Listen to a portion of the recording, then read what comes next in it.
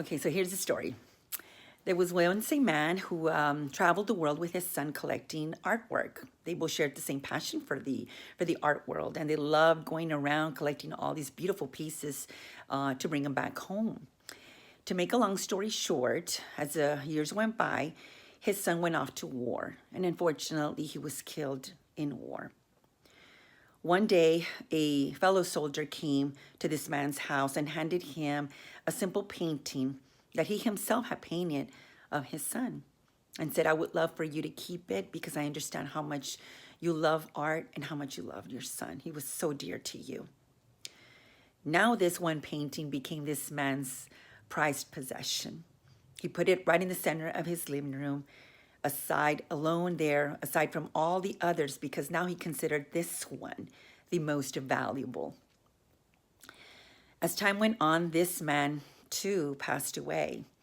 And quickly the word went out that there was to be an auction getting rid of all the art pieces he had. On the day of, everybody started flocking in, eager and excited to get a hold of some of these pieces. As they sat there, the announcer began and said, okay, the first one up is this painting. He uncovered it. The people were stunned and confused because this first painting was not too good. It was by an unknown artist, and it was a painting of a young man. Everybody was bothered by this and said, is this a joke? What is this? Where's the good stuff? We didn't come for this. The announcer then said, well, he left it in his will that this is the first one that needed to go out first before moving forward. Then a man in the middle, who was happened to be the gardener of this man, raised his hand and said, I'll take it. I only have 10. Do I hear 20? 20 from anyone, said the auctioneer. Nobody.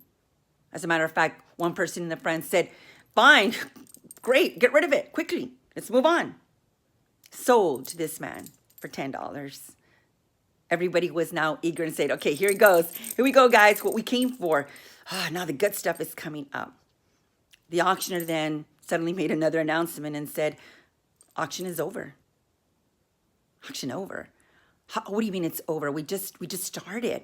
We haven't even begun to look at the Picassos, at the Beethovens, the Van Goghs. What do you mean it's over? The man said, well, he left it in his will that whoever gets the son gets everything.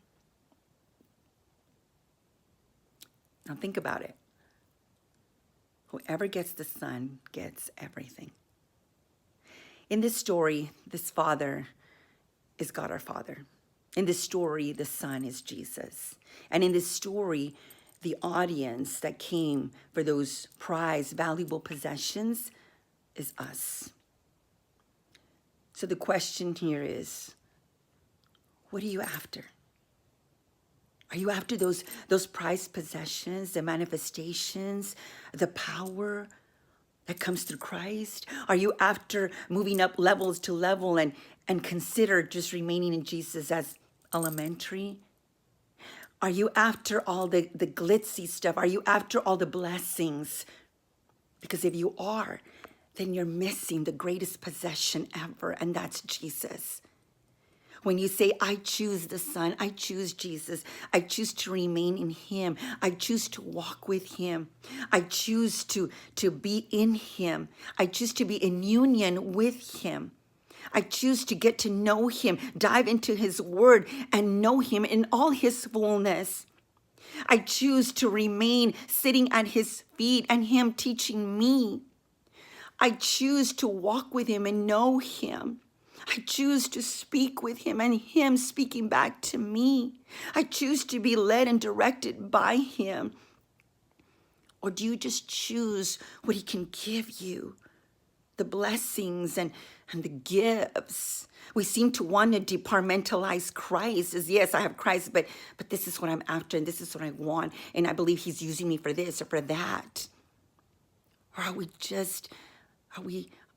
content?